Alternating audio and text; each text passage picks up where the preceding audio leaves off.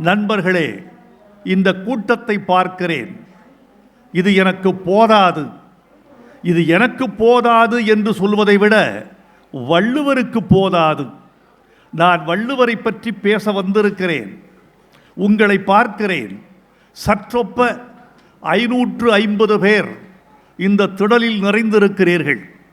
ஆனால் வள்ளுவரை பற்றி பேசுவதற்கு தமிழச்சாதி 3000 4000 திரண்டிருக்க வேண்டும்.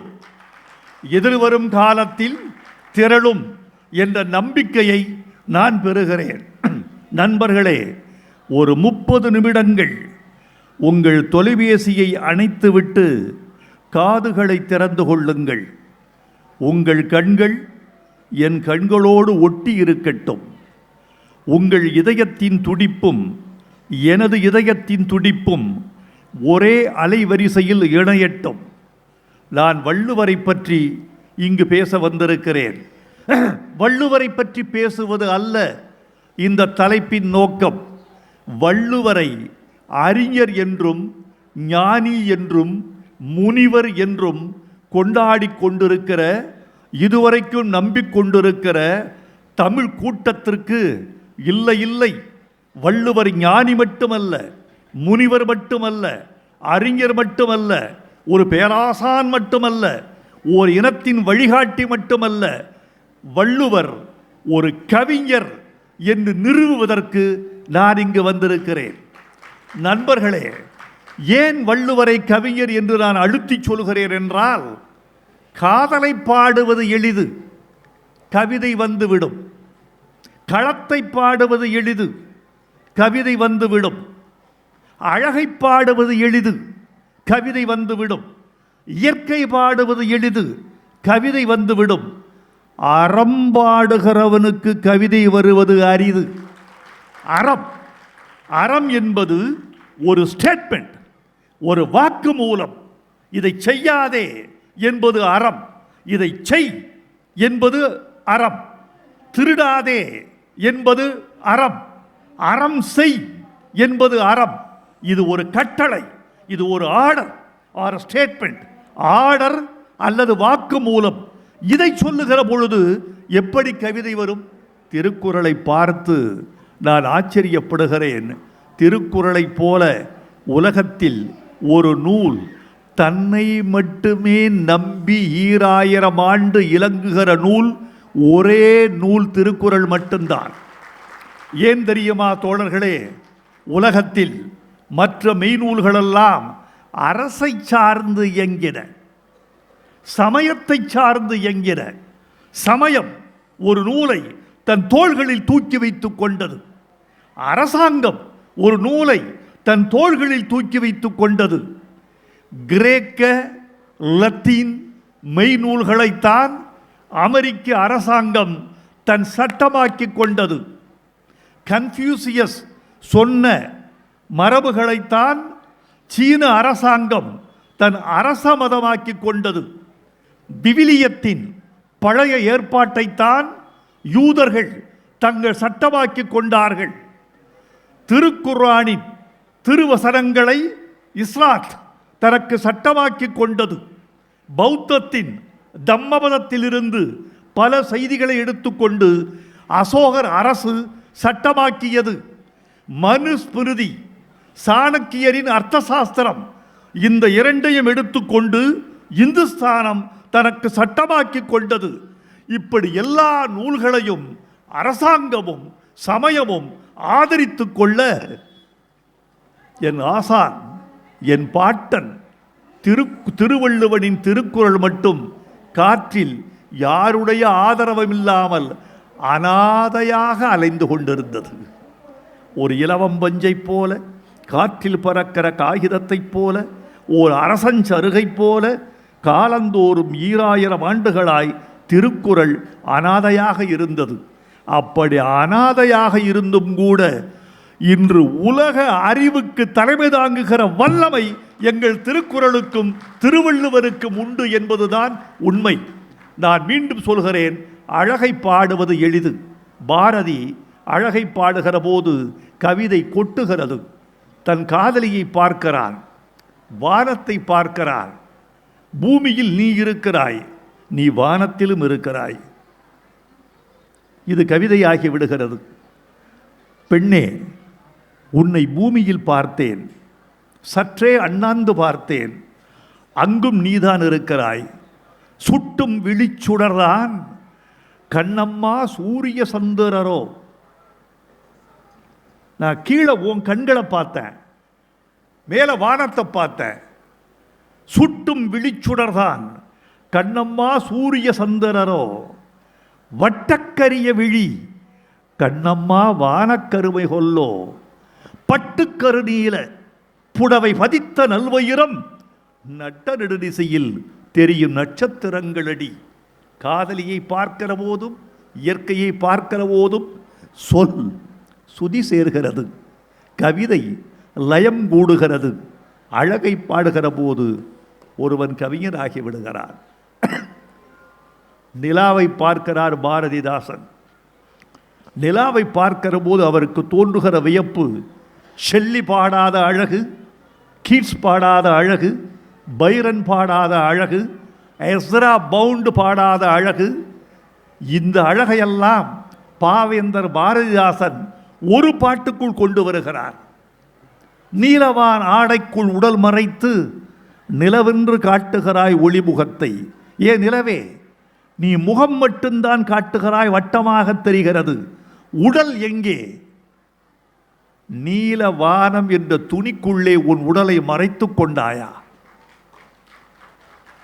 நீலவான் ஆடைக்குள் உடல் மறைத்து நிலவென்று காட்டுகிறாய் ஒளிமுகத்தை. கோலம் முழுதும் ஏன் ஏன் உன்னை மறைத்து கொண்டாய்? இந்த முகத்தை பார்த்தே இந்த உலகம் இந்த கிறுக்கு பிடித்து அலைகிறதே. ஒருவேளை உன் முழு உடலை முழு அழகை காட்டிவிட்டால் காதற் கொள்ளையிலே இவ்வுலகம் சாபோ. வானச்சோலையிலே பூத்த தனிப்பூவோ, நீதான் சொக்கவில்லி பார்க்குடமோ, அமுத ஊற்றோ, காலை வந்த செழும்பருதி. இதான் அற்புதம், அற்புதம். காலை வந்த செழும்பருதி கடலில் மூழ்கி, காலையில் சூரியன் வந்தது, மாலையில் அது மறைந்து விட்டது.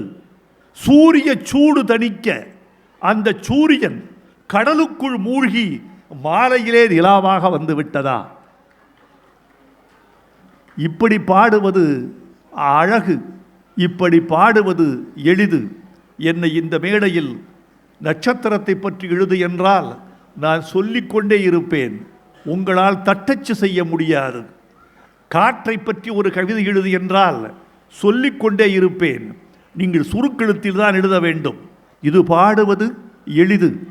அறம்பாடும் போது ஒருவன் கவிஞராக இருப்பது கடிது தோழர்களே. அதைத்தான் எங்கள் திருவள்ளுவர் என்ற பேராசான் செய்திருக்கிறார். இதை நினைத்து நினைத்து கவிதை எழுத தெரிந்தவன் என்கிற முறையில் நான் வியந்திருக்கிறேன், வியந்து வியந்து மயங்கி இருக்கிறேன். பீலிபை சாகாடும் அச்சு இரும் அப்பண்டம் சால மிகுத்து பெயின் வலியறிதல் என்கிற ஒரு அதிகாரத்தில் சொல்றாரு, ஒரு மனிதன் எவ்வளவு வலிமை உள்ளவன் என்பதை ஒரு அடையாளப்படுத்திக்கொள். உனக்கு எவ்வளவு வலிமை இருக்கிறது?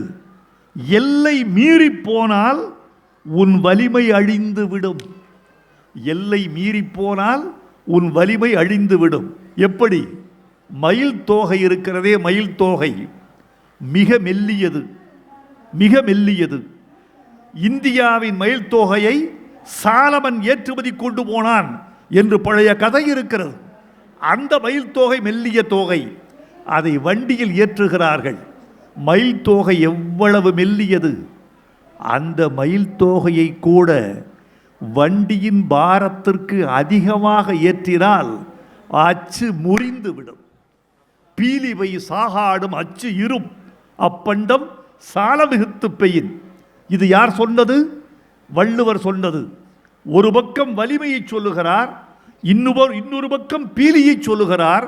பீலி என்ற அனுபவத்தை வலிமை என்ற தத்துவத்தோடு, அனுபவத்தை தத்துவத்தோடு சேர்ப்பது என்பது எல்லா கவிஞருக்கும் வந்துவிடாத தோழர்களே. சூதாட்டத்தை பற்றி எவ்வளவு படித்திருக்கிறோம். ஒரு இதிகாசமே சூதாட்டத்தால் எழுந்தது. நளவெண்பா சூதாட்டத்தால் எழுந்தது. மகாபாரதம் சூதாட்டத்தில் எழுந்து போரில் முடிந்தது. அந்த சூதுக்கு தமிழன் அடிபணிந்து விடக்கூடாது. சூது என்ற வழக்கத்திற்கு தமிழன் மட்டுமல்ல, மனிதன் அடிபணிந்து விடக்கூடாது என்று சொல்ல வருகிற வள்ளுவர் ஓர் உவமையை சொல்லுகிறார். உவமை சொல்லுவதில் நான் படித்த உலகக் கவிதைகளில் யாருக்கும் இழைத்தவர் அல்ல நம்முடைய வள்ளுவ பேராசான். ஷேக்ஸ்பியருடைய ஒரு வரியை உலகமெல்லாம் மேற்கோள் காட்டுவார்கள். கிங் லியர் என்ற நாடகத்தில் கார்டீலியா என்ற பெண் அழுகிறாள். அவள் அழுது கொண்டே புன்னகைக்கிறாள். இதை சொல்ல வருகிற ஷேக்ஸ்பியர் சொல்லுகிறான், எல்லா விமர்சகர்களும், உலகத்தினுடைய கவிஞர்களும், எல்லா பத்திரிகையாளர்களும் மீண்டும் மீண்டும் மேற்கோள் காட்டுகிற வரி இந்த வரி. கார்டீலியா அழுது கொண்டே புன்னகைக்கிறாள், புன்னகைத்து கொண்டே அழுகிறாள். இதை சொல்ல வருகிற ஷேக்ஸ்பியர், ஆஹா, அவள் புன்னகைத்து கொண்டே அழுகிறாள், வானம் வெயிலடித்து கொண்டே மழை பெய்கிறது. அழகுதான். இதெல்லாம் போகிற போக்கில் எங்கள் கவியர்கள் சொல்லிவிட்டு போவதுதான். ஆனால் வள்ளுவர் சூதாடுகிறவனை பார்த்து சொல்லுகிறார், நீ சூதை விரும்பாதே. இது சாதாரணம், இது ஒரு அறம். சூதை விரும்பாதே, இது வரைக்கும் ஒரு புலவன் சொல்ல முடியும். அடுத்த கவிஞராகிறார், அடுத்த எட்டில், அடுத்த பாய்ச்சலில், அடுத்த வீச்சில் கவிஞராகிறார் எங்கள் திருவள்ளுவர். வேண்டற்க சூதினை, சூதை விரும்பாதே, வென்றிடினும், அப்பா, ஜெயிச்சாலும் சூதை விரும்பாதே. இதுக்கு கிளைமாக்ஸ் அப்புறம் போறார். ரொம்ப இங்கு வந்திருக்கிற தமிழர்கள், நான் இந்த கூட்டம் குறைவு என்று சொன்னதை இப்போது திருப்பி யோசித்து பார்க்கிறேன். இங்கிருக்கிற ஒவ்வொருவரும் 100 தமிழர்களுக்கு ஈடானவர்கள். இங்கிருக்கிற ஊடகங்கள் ஒவ்வொன்றும் 10,000 பேர்களுக்கு ஈடானது. இந்த ஊடகங்களின் முன்னால் ஒவ்வொருவரும் 100 பேராக தெரிகிற உங்களுக்கு முன்னால் நான் பேசுகிற போது தமிழச்சாதியின் குறுக்கு வெட்டு தோற்றத்தோடு நான் சம்பந்தப்பட்டிருக்கிறேன் என்று கருதி கொண்டு பேசுகிறேன். வேண்டற்க சூதினை வென்றிடினும், நீ ஜெயிச்சா கூட சூதை விரும்பாதே. அந்த வெற்றி எப்படிப்பட்டது தெரியுமா? வென்றது போல் காட்டி உன்னை கொன்றுவிடும் சூது. எப்படி தெரியுமா? எப்படி தெரியுமா சொல்றாரு? தூண்டில் போடுகிறான் மீனுக்கு. அந்த தூண்டில் இரும்பின் நுனியில் ஒரு புழுவை மாட்டி வைத்திருக்கிறான். புழு என்று கருதி இரையை தேடி மீன் வருகிறது. புழுவுக்கு பதிலாக இரும்பை தின்று விடுகிறது. வேண்டற்க சூதினை வென்றிடினும், வென்றதும் தூண்டிற் பொன் மீன் விழுங்கியற்று. தூண்டில் இருக்கக்கூடிய புழுவை மாறாக புழுவை போடுது. முதல் வெற்றி புழுவை சாப்பிட்டது மாதிரி இருக்கும். அடுத்து சூது எங்க கூட்டு போகும் தெரியுமா? அந்த தூண்டில் முள்ளுக்கு கூட்டிட்டு போயிடும். ஒன்ன வேண்டற்க சூதினை வென்றிடினும், வென்றதும் தூண்டிற்பொன் மீன் விழுங்கியற்று. என்ன இதை படிச்சுட்டுங்க, நான் ஒரு 14 வயதில் இந்த குறளை படித்திருப்பேன். உரை எழுதும் போது இந்த இடத்தில் நான் உட்கார்ந்து விட்டேன். என்னடா ஞானி இவன்!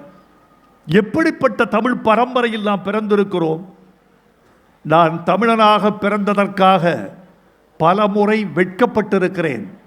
ஆனால் வள்ளுவன் என்ற ஒரு பெருமையை நினைக்கிற போது எல்லா வெட்கங்களும் துடைக்கப்பட்டு விடுகின்றன.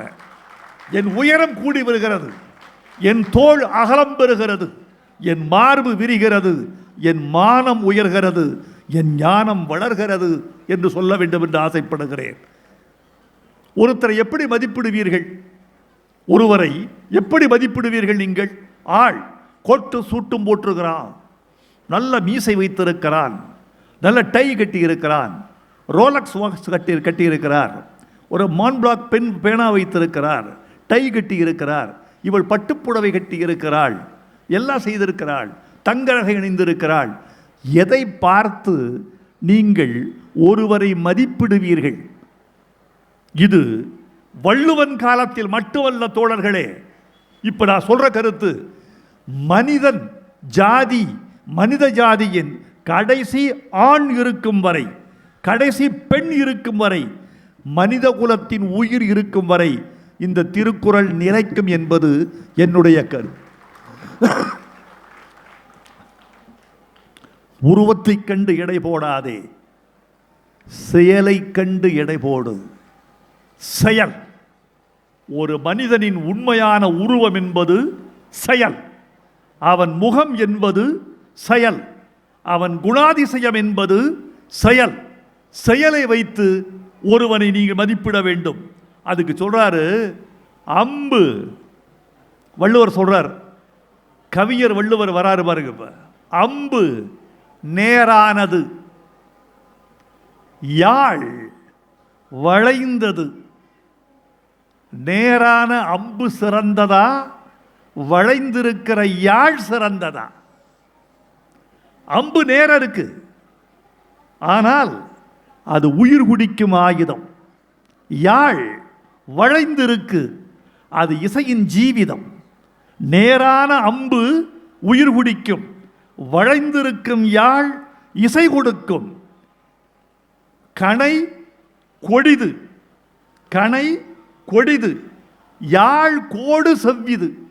கணை நேராக இருக்கிற கணை கொடுமையானது, யாழ் கோடு செவ்விது. யாழின் வளைந்திருக்கிற வடிவம் இனியது, நல்லது. அதனால் என்ன செய்யணும்னா, அங்கு அன்ன வினைபடுபாலால் குழல். அம்பு நேராக இருந்தாலும் உயிர் குடிக்கிறது, கெட்டது. யாழ் வளைந்திருந்தாலும் இசை கொடுக்கிறது, அது வளைந்திருக்கிறது, ஆனாலும் இனிமை தருகிறது. அதனால் நேராக இருக்கிறான் ஒருவன் என்று நம்பிவிடாதே. ஒருவன் வளைந்திருக்கிறார் என்று மாற்றுத்திறனாளியை நீ தள்ளிவிடாதே. வளைந்தவன் நல்லவனாக இருப்பான், நிமிர்ந்தவன் தீயவனாகவும் இருப்பான். நிமிர்ந்தவன் எல்லாம் தீயவன் அல்ல, வளைந்தவன் எல்லாம் நல்லவன் அல்ல. நிமிர்ந்தவனிலும் கெட்டது உண்டு, வளைந்தவனிலும் நன்மை உண்டு. இப்படி ஒரு அழகு செய்கிறார். நண்பர்களே, 2000 ஆண்டுகளாக தமிழ் குடியில் ஒரு குரல் ஓடிக்கொண்டே இருக்கிறது. 2000 ஆண்டுகளாக தமிழ்நாட்டில் ஒரு குரல், தமிழ்நாட்டின் முதல் குரல், புரட்சி குரல், வள்ளுவர் குரல். வள்ளுவர் குரலும் வள்ளுவர் குரலும் தமிழ்நாட்டின் முதல் குரல், குடிக்கு எதிரான குரல்.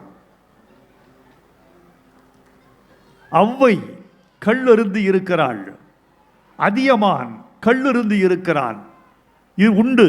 கள் என்பது நம் தமிழர்களின் ஒரு பானமாகவே இருந்திருக்கிறது. கள் உண்ணல் என்பது தமிழர்களின் கலாச்சாரத்தில் ஊறி இருக்கிறது.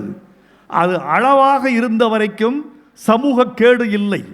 அளவுக்கு அதிகமாக போகிற போது அது நம்முடைய வசத்தில் இல்லை. வந்திருக்கிற புள்ளி விவரத்தை சொன்னால் நீங்கள் ஆடிப்போவீர்கள். ஐநா சபை ஒரு அறிக்கை கொடுத்திருக்கிறது. 15 வயதிலிருந்து 64 வயதுக்கு உட்பட்ட மனித குலத்தில் மொத்தம் 30 கோடி பேர் போதைக்கு அடிமையாகி இருக்கிறார்கள் உலகத்தில். 30 கோடி. 2021 21 கோடியாக இருந்த இந்த போதை பழக்கத்தின் எண்ணிக்கை 2025 30 கோடியாக வளர்ந்திருக்கிறது. 3 கோடியே 1 லட்சம் பேர் கஞ்சாவுக்கு அடிமையாக இருக்கிறார்கள். 2.7 லட்சம் பேர் ஓப்பியம் அடிமையாக இருக்கிறார்கள். மது ஒரு பக்கம், போதை ஒரு பக்கம். இந்த மதுவும் போதையும் இந்த மனித குலத்தினுடைய ஒட்டுமொத்த மனித வளத்தை உறிஞ்சி எடுக்கிறது. இதை சொல்வதற்கு எனக்கு உரிமை இருக்கிறது, இதை சொல்வதற்கு எனக்கு தகுதி இருக்கிறது. மனிதா, போதையை விட்டு வெளியே வா, மனிதா கள்ளுண்ணாதே. 2000 ஆண்டுகளுக்கு முன் வள்ளுவர் சொன்ன சொல்லை மீண்டும் சொல்ல வேண்டிய இடத்தில் இருக்கிறோம். ஒட்டுமொத்த மனித குலம் தடுமாறுகிறது. நண்பர்களே, எனக்கு ஒரு தோட்டம் இருக்கிறது ஊரில். அந்த தோட்டத்தின் காவலாளி ஒருத்தரை தேடிக்கொண்டிருந்தேன். ஒரு காவலாளிக்கு வயதாகிவிட்டது, ஓய்வு பெற்று விட்டார். இன்னொரு காவலாளி வேண்டும் என்றேன். இதுவரைக்கும் காவலாளி கிடைக்கவில்லை. நம்ப மாட்டீர்கள், என்னுடைய 3ஆம் நிபந்தனை அவர் 12 மணி நேரம் பணியாற்ற வேண்டும் என்பது. என்னுடைய 2ஆம் நிபந்தனை அவர் பணியில் தூங்கக்கூடாது என்பது. என்னுடைய இந்த 2 நிபந்தனைக்கு ஓகே. இந்த 2 நிபந்தனைக்கு ரொம்ப பேர் வந்துட்டாங்க. முதல் நிபந்தனை அவர் குடி அற்றவராக இருக்க வேண்டும் என்பது.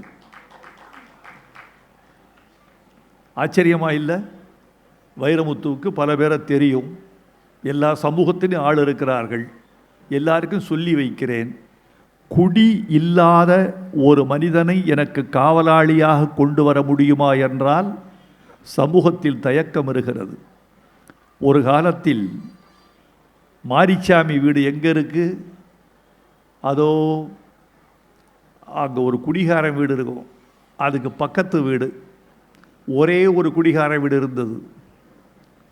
இன்னைக்கு போய் முத்துச்சாமி வீடு எங்கே இருக்கு என்று கேட்டால் ஒரே இது பொட்டிக்கடை பக்கத்தில் குடிக்காத ஒரே ஒரு வீடு இருக்கு, அதுதான் மாரிச்சாமி வீடு. நண்பர்களே, இது எங்கு போய் முடிகிறது? நம்முடைய இளம் தலைமுறையினுடைய சத்துக்கள், அவன் தத்துவங்கள், அவன் வேர்வை, அவன் உழைப்பு, அவன் மூளை எல்லாமே தேய்மானமாகிறது இந்த போதையில்.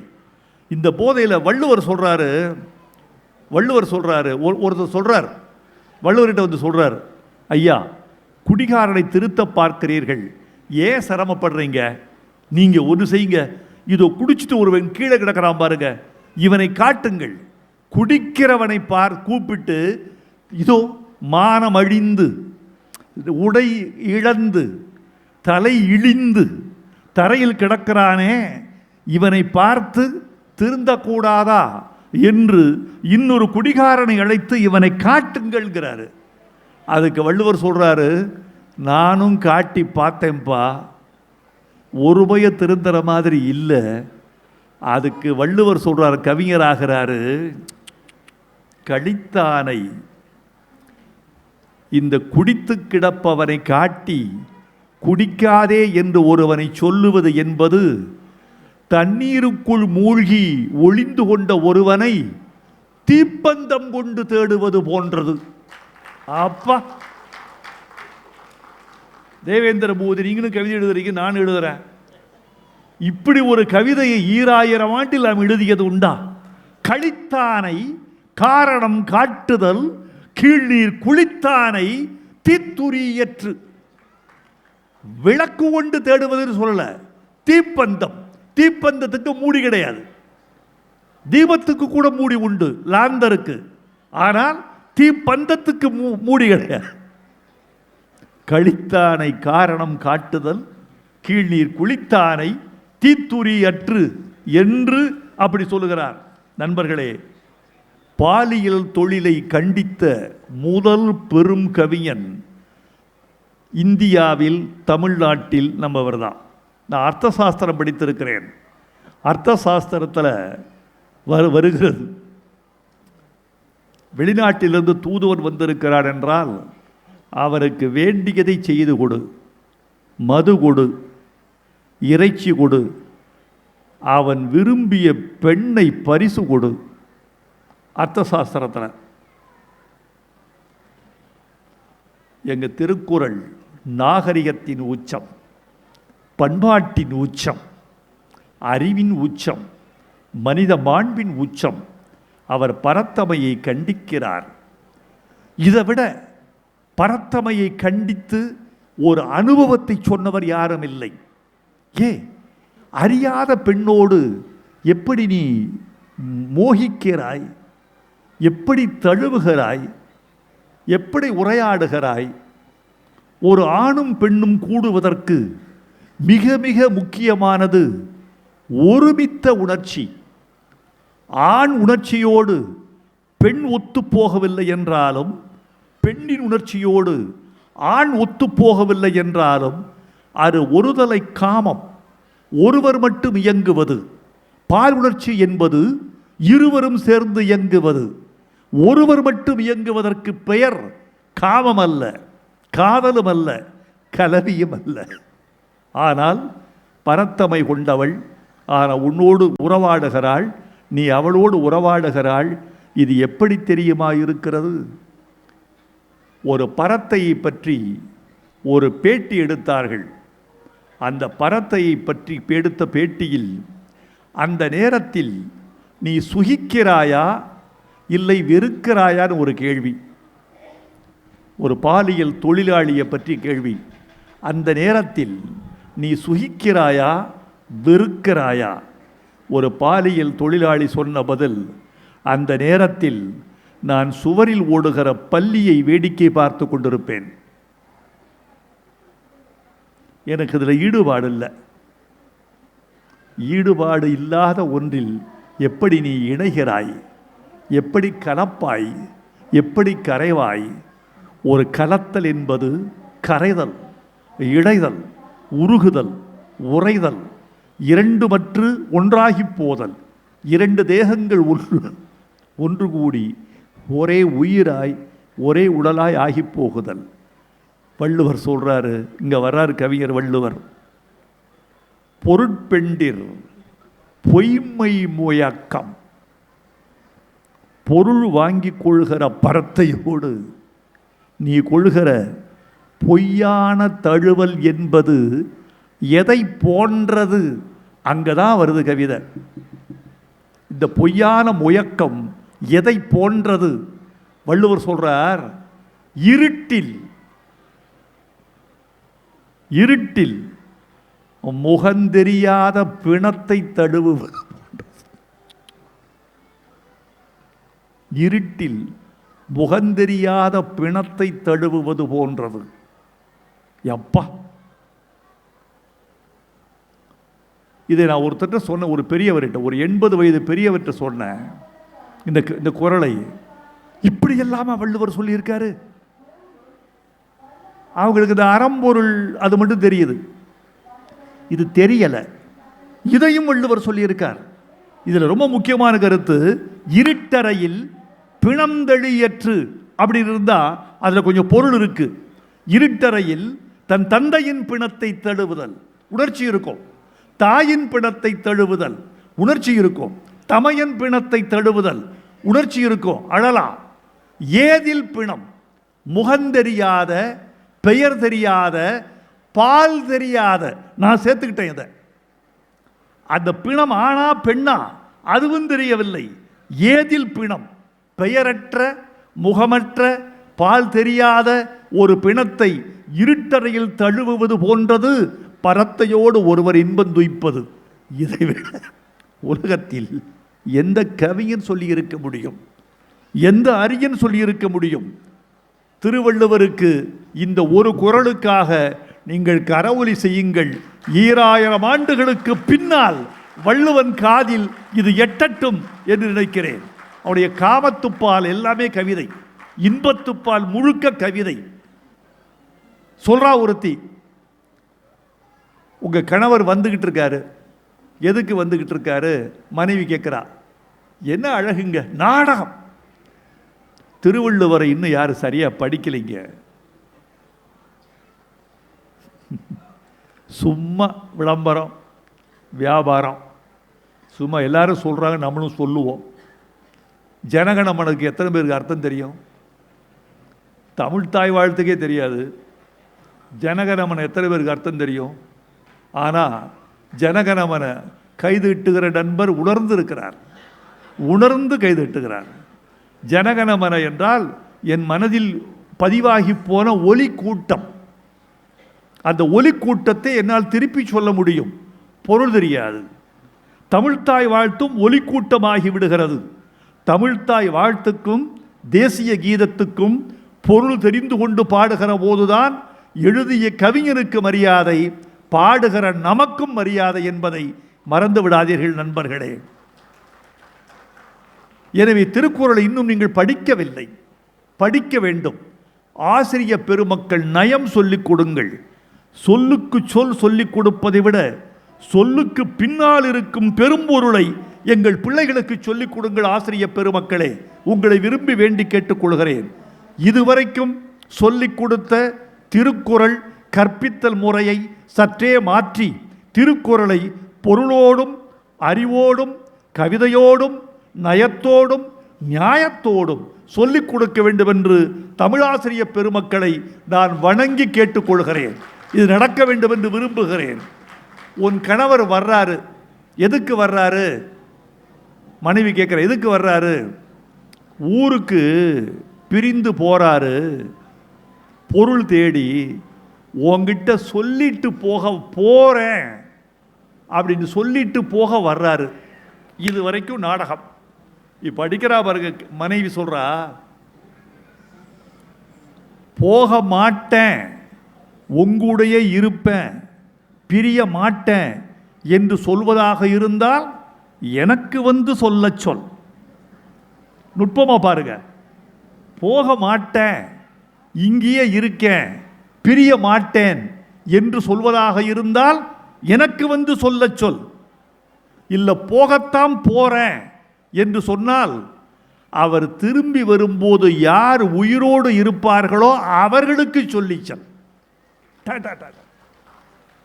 செல்லாமை உண்டேல் எனக்குறை, மற்ற நின் வல்வரவு வாழ்வார்க்குறை. யார் உயிரோடு இருப்பார்களோ அவர்களுக்கு போய் சொல், எனக்கு சொல்லாதே. இது வள்ளுவர். காளிதாசன் சொல்லாதது, கம்பன் சொல்லாதது. எனக்கு ஒரு திருக்குறள் எழுதியிருக்கிறேன் முன்னுரையில். ஒரு பெரிய தமிழுக்கு ஒரு தவக்குறைவு இருந்திருக்கிறது. தமிழ் ஒரு தவக்குறைவு செய்திருக்கிறது. என்னவென்றால், திருவள்ளுவரை மட்டும் ஒரு காவியம் எழுதச் சொல்லி தமிழ் ஆணையிட்டிருந்தால் அது உலகத்தை வெல்லுகிற காவியமாக இருந்திருக்கும். அவ்வளவு கவிதை ஆற்றல் வள்ளுவருக்கு வாய்த்திருக்கிறது. இல்லை. அப்புறம் இங்க பாருங்க, விண்மீன்களை முட்டாள்கள் என்று திட்டுகிறார் வள்ளுவர். யாருக்காவது தோணுமா? விண்மீன்களே, நீங்கள் முட்டாள்கள், ஏன் துடிக்கிறீர்கள், ஏன் கண்ணடிக்கிறீர்கள்? ஓஹோ, ஒரு பெண் இருக்கிறாள், அழகிய பெண், பக்கத்தில் நிலா இருக்கிறது. இதில் எது நிலா, எது அவள் முகம் என்று கண்டுபிடிக்க முடியவில்லை. அதனால் நீங்கள் கண்ணடித்து கலங்குகிறீர்கள். உங்களுக்கு தெரியல, எது நிலா எது முகம்னு தெரியல, மின்னிக்கிட்டே இருக்கிறீங்க, கண்டுபிடிக்க முடியல. இது வள்ளுவருடைய ஒரு குறள். அடுத்த குறளில் விடை சொல்றார். முகனும் மதியும் முகனும் அறியா பதியில் கலங்கிய மீன். அது வரைக்கும் வர்றாரு. அப்புறம் சொல்றாரு, இது கூட தெரியலையா உங்களுக்கு? இதுல எது நிலா எது முகம் தெரியலையா? நிலா தேஞ்சு தேஞ்சு வளரும். என் அழகு கண்ணு முகம் தேயவே தேயாது. விண்மீன்களே, உங்களுக்கு அறிவில்லையா? நிலா தேய்ந்து தேய்ந்து வளரும், என் அழகு கண் தேயமாட்டாள். இது ஒரு சாட்சி போதுமா? இன்னொரு சாட்சி வேண்டுமா? இன்னொரு சாட்சி சொல்றேன். என்ன சாட்சி? வளர்ந்த பிறகு, நிலா வளர்ந்த பிறகு நிலவின் முகத்தில் ஒரு கரை உண்டு. என் அழகு கண்ணின் முகத்தில் கரை இல்லை. கரையும் கிடையாது, தேய்தல் என்ற குறையும் கிடையாது. விண்மீன்களே, அறிவிருக்கிறதா? இதை வைத்து கண்டுபிடிக்க முடியாதா எது நிலா எது அவள் முகம் என்று? அப்பா நண்பர்களே, ஒரு அழகான விஷயத்தை சொல்லி நிறைவு செய்ய வேண்டும் என்று ஆசைப்படுகிறேன். அழகை பாடுவதில் தமிழனுக்கு இணையான மொழி எதுவும் இல்லை. அழகை ஆராதித்தவன், அழகையே கடவுளாக தொழுதவன், முருகன் என்ற சொல்லுக்கே அழகன் என்று பெயர். முருகு என்ற சொல்லுக்கே அழகு என்று பெயர். ஏனென்றால் அழகே கடவுள், கடவுளே அழகு என்று கண்டவன் தமிழன். எது எது அழகோ அதெல்லாம் கடவுள், எது எது கடவுளோ அதெல்லாம் அழகு. இப்படிப்பட்டவன் தமிழன். இப்படி இயற்கையை துய்த்தவன். குறிஞ்சியிலும் முல்லையிலும் மருதத்திலும் நெய்தலிலும் பாலையிலும் அழகை ஆராதித்து ஆராதித்து வாழத் தலைப்பட்டவன் தமிழன். அப்படிப்பட்ட தமிழன் எப்படியெல்லாம் அழகை துய்த்திருப்பான், நினைத்திருப்பான் என்று பாருங்கள். அதில் உச்சம் வள்ளுவர் என்று கருதுகிறேன். சங்க இலக்கியத்தில் ஒரு பாட்டு இருக்கு, ஒரு பெண் அழகி, மிக முக்கியமான பாட்டு. தமிழில் யாரும் மறுக்கக்கூடாத, மறுதலிக்க முடியாத, மேற்கோள் காட்டத்தக்க, தெரியாதிருந்தால் தெரிந்து கொள்ள, எழுதாதிருந்தால் எழுதிக்கொள்ள நான் சொல்கிற இந்த பாட்டு பயன்படும். பெண்ணே, ஏன் வெளியே வந்த? தண்ணீர் எடுக்க குடத்தோடு ஏன் ஆற்றுக்கு போனாய்? அங்க பார், 4 பேர் மயக்கம் போட்டு விழுந்து கிடக்கான், இங்க ரொம்ப பேர் செத்து கிடக்கான். நாட்டில் அவன் பைத்தியம் பிடிச்சிருச்சு தெருவில். எப்படி நீ இந்த அழகை வைத்துக்கொண்டு எப்படி சொல்லாம கொல்லாம நீ வீதி வழியா வர்ற? யார் மேல தப்பு? உன் மேல தப்பா? இல்லை. இது நடக்கும் என்று தெரிந்தும் கூட உன்னை வெளியே விட்டார்களே உங்கள் பெற்றோர்கள், தாய் தந்தையர், அவர்கள் மீது தவறா? உன் மீதும் தப்பு இல்லை, நீ வெளியே வந்துட்ட. உன்னை வெளியே விட்டாங்க அப்பா அம்மா, அவங்க மேலேயும் தப்பு இல்லை. பிறகு யார் மேல தப்பு? அரசன் மீது தப்பு. அடப்பாவி, ஒரு பெண் வீதி வழி போகிறாள், பைத்தியம் பிடித்து அலைகிறார்கள் இளைஞர்கள், விழுந்து மயக்கமடைகிறார்கள். அரசனுக்கும் இதுக்கும் என்ன சம்பந்தம்? புலவன் சொல்றான், ஒரு மத யானை, ஒரு யானைக்கு மதம் பிடித்து விட்டது. அந்த மத யானை ஆற்றுக்கு தண்ணீர் குடிக்க செல்கிறது.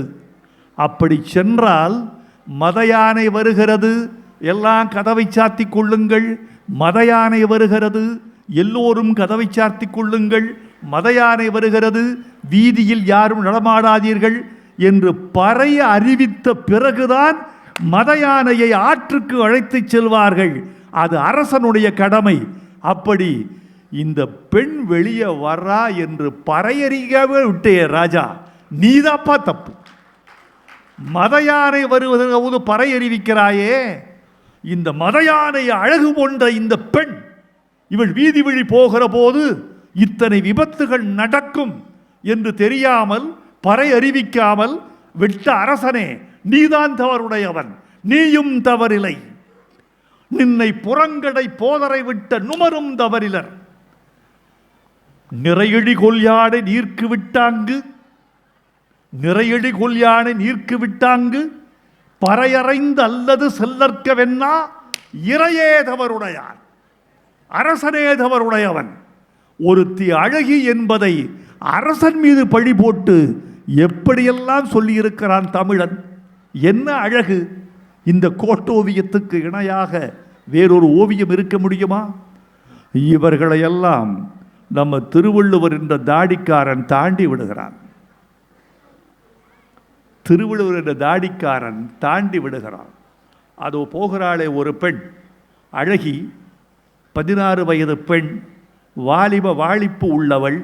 அவள் கண்கள் குவளைப்பூ, காது வள்ளைப்பூ, மூக்கு எட்பூ, தனங்கள் தாமரைப்பூ, விரல்கள் காந்தல் பூ, நெஞ்சிலே தாமரைப்பூ. அழகி, இவள் ஏன் இறந்துவிடப் போகிறாள்? அவள் அனிச்ச பூவை சூடிக்கொண்டாள், இறந்துவிடப் போகிறாள். அனிச்சப்பூ என்ன நச்சுப்பூவா? மோப்பக்குழையும் அனிச்சம், முகம் திரிந்து நோப்பக்குழையும் விருந்து. அவள் மென்மையான பூவாயிற்றே. அனிச்ச பூவை சூடியதனாலா அவள் இறந்து போவாள்? இல்லை இல்லை, அனிச்ச பூவை காம்பை கிள்ளாமல் சூடிக்கொண்டாள். அந்த காம்பின் எடை தாங்காமல் இடை முறிந்துவிடப் போகிறது, இறந்துவிடப் போகிறாள். அனிச்சப்பூ கால் களையாள் பெய்தாள், நுசுப்பிற்கு நல்ல படாபறை. வள்ளுவன் 2000 ஆண்டுகளுக்கு முன்பு இந்த தாடிக்குள் ஒளிந்திருந்த குசும்பை பார்த்தீர்களா? 2000 ஆண்டுகளுக்கு முன்பு என் பாட்டன் எவ்வளவு காதலனாக இருந்திருக்கிறான், கலைஞனாக இருந்திருக்கிறான், ரசிகனாக இருந்திருக்கிறான், வாழ்க்கையை எப்படி தூய்த்திருக்கிறான். அந்த மகாகவிக்கு வணக்கம். நண்பர்களே, திருவள்ளுவரை உள்ளத்துக்குள்ளும் இல்லத்துக்குள்ளும் ஏற்றுங்கள். தேவேந்திர பூபதி இங்கே பேசுகிற போது கடைசியாக ஒரு வார்த்தையை சொல்லிவிட்டு போனார். தமிழை நீங்கள் பாதுகாக்க வேண்டும், தமிழர்கள் தமிழாக பேச வேண்டும் என்று சொல்லிவிட்டு போனார். நண்பர்களே, தமிழ் புனல் கொண்டது கொஞ்சம், அனல் கொண்டது கொஞ்சம், மணல் கொண்டது கொஞ்சம். அனலும் புனலும் மணலும் கொண்டது போக, தின்றது போக, புதைத்தது போக மிச்சம் உள்ளதுதான் தமிழ். இந்த தமிழை ஒவ்வொரு தமிழனும் தன் வீட்டு சொத்தாக, நாட்டு சொத்தாக கொள்ள வேண்டும். வாழ்க திருவள்ளுவர், வெல்க திருக்குறள், வளர்க எங்கள் தமிழர்கள் என்று வாழ்த்தி விடைபெறுகிறேன். நன்றி, வணக்கம்.